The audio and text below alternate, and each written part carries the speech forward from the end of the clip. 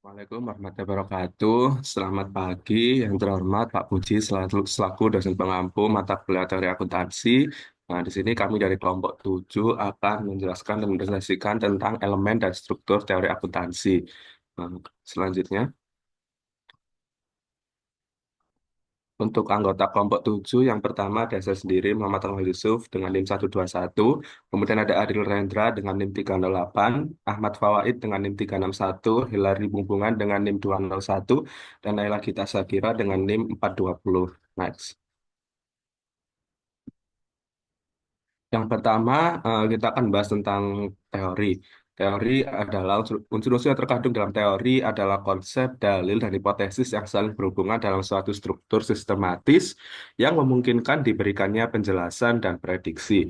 Hubungan sistematis dari hipotesis yang saling berhubungan ini diperoleh melalui formalisasi suatu teori. Next. Ya, tingkatan formalisasi dari suatu teori menghasilkan 6 jenis utama struktur teoritis. Yang pertama ada teori deduktif lengkap. Nah, teori deduktif lengkap ini memiliki sebuah struktur formal yang lengkap dengan aksioma yang telah dijelaskan secara penuh dan seluruh langkah-langkah dalam perluasan deduktifnya dinyatakan dengan lengkap. Kemudian yang kedua adalah prapengandaian sistematis, berisi formulasi-formulasi yang mengandaikan sebelumnya suatu isi teori lengkap atau lengkap sebagian. Yang ketiga ada teori kuasi deduktif, merupakan teori dengan deduktif kuasi atau seolah-olah karena menggunakan logika induktif. Penggunaan proses deduktif yang tidak lengkap atau mengandalkan pada primitif-primitif relatif. Kemudian yang keempat ada percobaan-percobaan teoritis, merupakan sistem-sistem yang dapat tanpa modifikasi yang signifikan pada konsep atau manipulasi dapat dibuat paling tidak sebagian menjadi struktur formal. Kemudian yang kelima ada teori yang saling berhubungan, merupakan teori yang hukum-hukum komponennya bekerja dalam jaringan hubungan sehingga membentuk suatu pola yang dapat diidentifikasi. Kemudian yang keenam ada teori hierarki, di mana hukum-hukum komponennya disajikan sebagai deduksi-deduksi dari satu kumpulan kecil prinsip-prinsip dasar. Next. Kemudian ada fungsi dan struktur teori. Di sini John Harvard dan Seth Jagdish mengklasifikasikan fungsi menjadi 4 kategori. Yang pertama fungsi deskriptif, yang kedua ada fungsi pembatasan, yang ketiga fungsi generatif, yang keempat ada fungsi integratif. Fungsi deskriptif mencakup penggunaan gagasan atau konsep dan hubungan yang mereka miliki untuk memberikan penjelasan terbaik atas fenomena dan kekuatan-kekuatan yang mendasarinya. Kemudian fungsi pembatasan mencakup pemilihan suatu kumpulan peristiwa favorit yang harus dijelaskan dan memberikan suatu arti atas abstraksi yang diformasikan dari tahapan deskriptif tertentu. Kemudian yang ketiga ada fungsi generatif, yaitu kemampuan untuk menghasilkan suatu hipotesis yang dapat diuji. Kemudian yang keempat, fungsi integratif, yaitu kemampuan untuk menyajikan secara koheren dan konsisten integrasi dari berbagai konsep dan hubungan dalam suatu teori. Next. Kemudian evaluasi teori. Dari 70 kriteria teori-teori yang baik, SC Doc memilih 24 kriteria evaluasi yang paling relevan yang disusun dengan urutan dari yang paling penting. Untuk kriterianya dapat dilihat pada PowerPoint berikut. Next.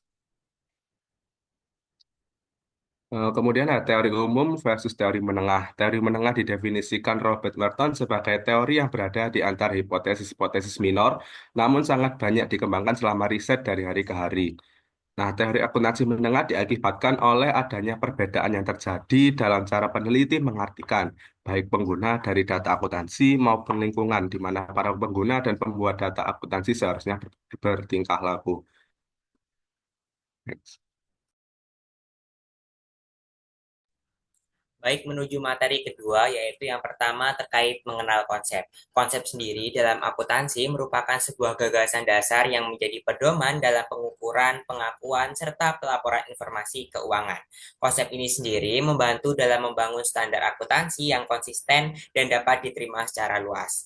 Dilansir dari bukunya Bill Cowley sendiri, Konsep akuntansi dikembangkan berdasarkan pengalaman historis, praktik yang berlaku, serta kebutuhan informasi pengguna laporan keuangan. Sehingga di sini kita dapat menyimpulkan bahwasanya konsep akuntansi merupakan sebuah landasan pola pikir kita dalam menerjemahkan apa itu akuntansi. Next. Kemudian yang kedua yaitu pemikiran tentang konsep. Bill Cowley sendiri mengemukakan bahwasanya konsep akuntansi berkembang melalui beberapa pendekatan. Yang pertama yaitu pendekatan deskriptif. Pendekatan deskriptif sendiri menggambarkan praktik akuntansi yang sudah ada dan diterapkan oleh berbagai entitas bisnis. Kemudian yang kedua yaitu terkait pendekatan normatif. Pendekatan ini menentukan bagaimana praktik akuntansi seharusnya dilakukan berdasarkan prinsip dan juga aturan tertentu. Yang ketiga, pendekatan prediktif. Pendekatan ini berfokus pada bagaimana informasi akuntansi dapat digunakan untuk memprediksi hasil ekonomi di masa depan. Yang terakhir yaitu pendekatan behavioral. Pendekatan ini menganalisis bagaimana pengguna laporan keuangan merespon informasi akuntansi yang telah disajikan. Next. Nah, adanya konsep pemikiran tersebut, kita di sini akan mengenal terkait konsep utama dalam akuntansi. Di mana menurut Ahmed Berkauli sendiri, konsep dasar akuntansi ini mencakup prinsip-prinsip yang menjadi fondasi dalam penyusunan laporan keuangan dan praktik akuntansi lainnya. Di sini kita akan menjelaskan terkait 9 prinsip dasar akuntansi. Yang pertama, kesinambungan usaha atau going concern, di mana kesinambungan usaha ini merupakan asumsi perusahaan ini akan tetap berjalan di masa yang telah ditentukan. Kemudian yang kedua terkait entitas ekonomi atau ekonomi entity, di mana perusahaan sendiri dianggap terpisah dengan pemilik, jadi keuangan perusahaan dengan keuangan pemilik itu dibedakan. Kemudian yang ketiga adanya dasar akrual atau accrual basis, di mana pendapatan dan juga beban dicatat ketika transaksi itu sudah benar-benar terjadi. Yang ketiga adanya konservatifisme atau konservatism, di mana konservatifisme ini sendiri merupakan prinsip kehati-hatian dalam mencatat transaksi sehingga nantinya tidak akan ada kekeliruan dalam proses pencatatannya. Yang kelima ada konsistensi. Metode akuntansi yang digunakan harus konsisten, jadi tidak berubah-ubah. Misal udah pakai accrual basis, jadi nggak menggunakan cash basis. Yang keenam adanya materialitas atau materiality, di mana informasi dalam laporan keuangan harus signifikan. Jadi harus bisa dipercaya kebenarannya. Kemudian yang ketujuh adanya relevansi atau relevance, di mana prinsip akuntansi ini harus memiliki nilai predikat dan juga umpan balik. Kemudian yang kedelapan adanya keandalan atau reliability, di mana laporan keuangan harus dapat dipercaya, dapat diverifikasi, dan juga bebas dari adanya bias. Yang terakhir yaitu adanya penyajian wajar atau fair representation, di mana penyajian wajar ini harus mencerminkan kondisi ekonomi yang sebenarnya, jadi tidak dibuat-buat. Next. Berikutnya adalah hipotesis, di mana Ahmad Berkauli menggunakan hipotesis dunia yang diusulkan oleh paper yang membedakan 4 hipotesis dunia ini sebagai hipotesis struktural yang memadai. Keempat hipotesis tersebut adalah formisme yang mencakup teori analitik dan teori-teori deskriptif, yang mana formisme ini berfokus pada klasifikasi dan perbandingan, menggunakan konsep bentuk atau form dan kategori untuk memahami dunia. Kemudian ada hipotesis mekanis yang meliputi teori-teori analitik dan teori integratif, yang mana pada hipotesis ini, teori ini melihat dunia sebagai mesin yang bisa dianalisis berdasarkan bagian-bagiannya yang menekankan sebab akibat dan hukum alam yang bisa diukur dan diprediksi.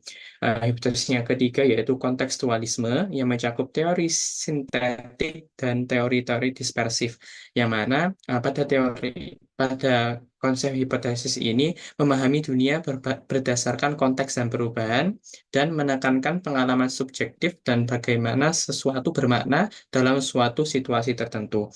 Dan yang terakhir yaitu hipotesis organikisme atau organisme, yang mana hipotesis ini mencakup teori sintetis dan teori-teori integratif.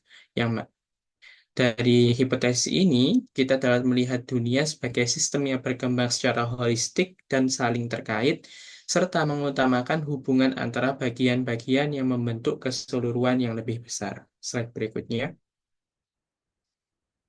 Nah, bagaimana keempat hipotesis ini dapat diterapkan dalam akuntansi? Yang pertama, ada formisme in accounting, yaitu menekankan pencarian kesamaan dan perbedaan antara objek tanpa memperhatikan hubungan antaranya. Ini sangat condong kepada formisme yang tadi, di mana formisme itu mencari kesamaan dan perbedaan antara objek yang dapat dikatakan untuk melakukan komparasi. Kemudian, pengetahuan teknis akuntansi dalam pengajaran dan buku teks sebagian besar bersifat formistik. Ya, seperti namanya sendiri, formistik memang tujuannya untuk mencari perbedaan dalam akuntansi. Kemudian cocok dengan praktik akuntansi karena kategorisasi dianggap sebagai solusi. Lalu bagaimana mekanisme hipotesis mekanis di akuntansi? Yang pertama, hipotesis ini mencari hubungan kuantitatif untuk deskripsi dan prediksi selain kesamaan dan perbedaan objek studi. Kemudian berusaha untuk menemukan keteraturan empiris melalui kolerasi statistik. Yang yang berikutnya, sebagian besar penelitian akuntansi empiris bersifat mekanistik. Kemudian berfokus pada deskripsi rinci dan representasi yang lebih akurat untuk memahami hubungan logis antara bagian dalam penelitian akuntansi. Nah, slide berikutnya.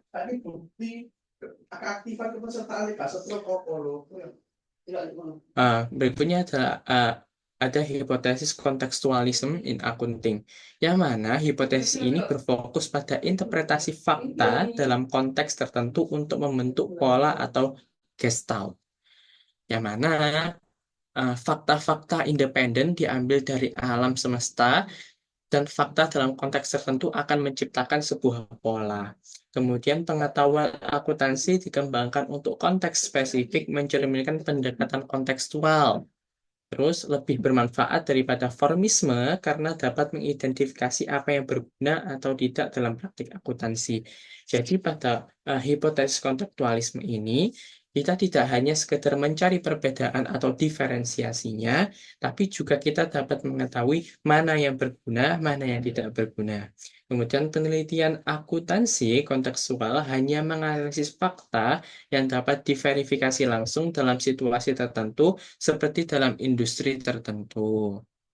Berikutnya yaitu hipotesis yang terakhir, yaitu organism in accounting, yang mana berfokus pada gestalt atau pola-pola yang terjadi yang terdiri dari fakta-fakta teratur dan terintegrasi yang dapat dijelaskan dan diprediksi.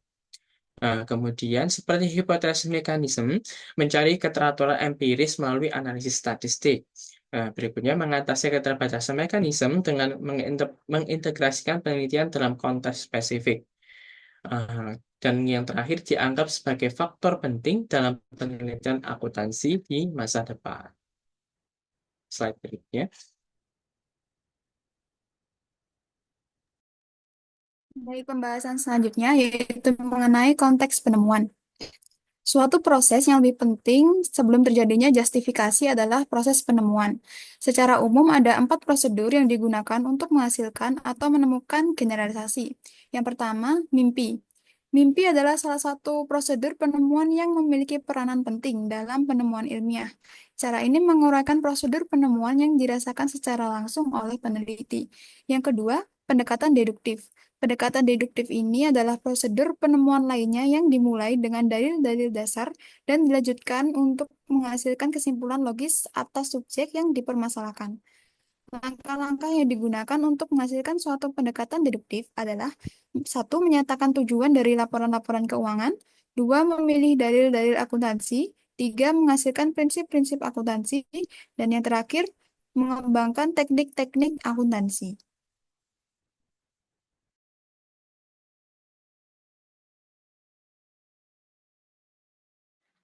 Selanjutnya yaitu masih sama pada konteks penemuan, pada poin yang ketiga yaitu pendekatan induktif, yang dimana dimulai dengan observasi-observasi serta pengukuran. Nah, selanjutnya akan bergerak ke arah generalisasi dari kesimpulan.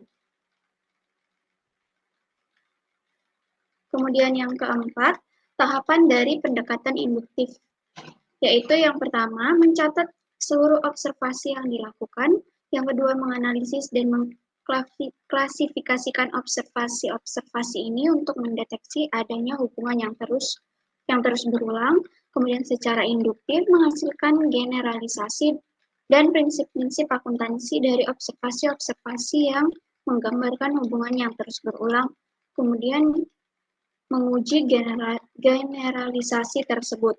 Nah, meskipun pendekatan deduktif diawali dengan usulan-usulan umum, formulasi dari usulan-usulan tersebut sering dicapai dengan menggunakan pemikiran induktif yang dikondisikan oleh pengetahuan dari penulis dan pengalaman dari praktik akuntansinya. Baik, sekian presentasi dari kelompok kami. Terima kasih. Wassalamualaikum warahmatullahi wabarakatuh.